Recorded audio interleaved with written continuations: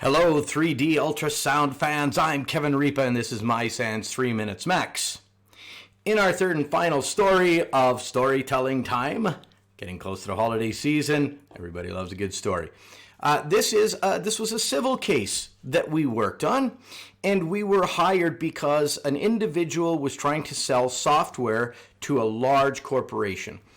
You would definitely have heard of these organizations if I could name names.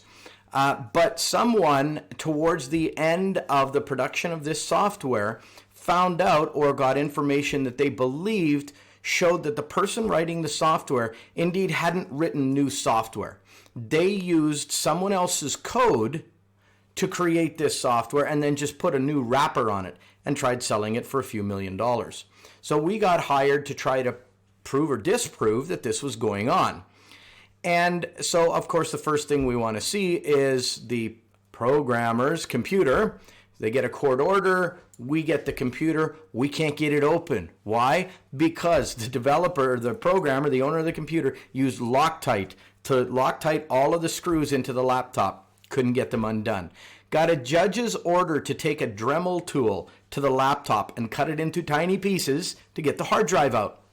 We got the hard drive out. We did our examination. And the clients in the beginning thought, you're probably not going to prove it, but we got to do our due diligence. There's probably 10 people on the planet that could write the code this guy writes. He is too smart to get caught, but we've got to dot the I's and cross the T's.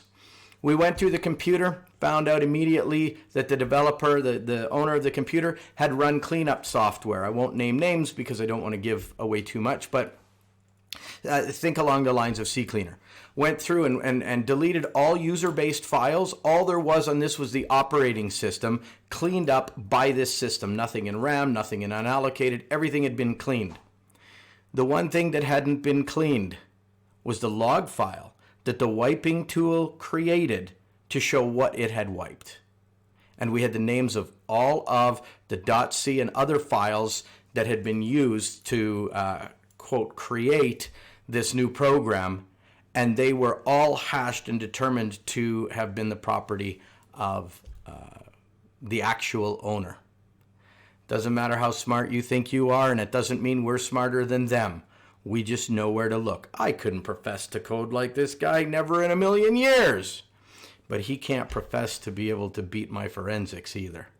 In the meantime, and in between time, that's it. Another episode of 3 Minutes Max.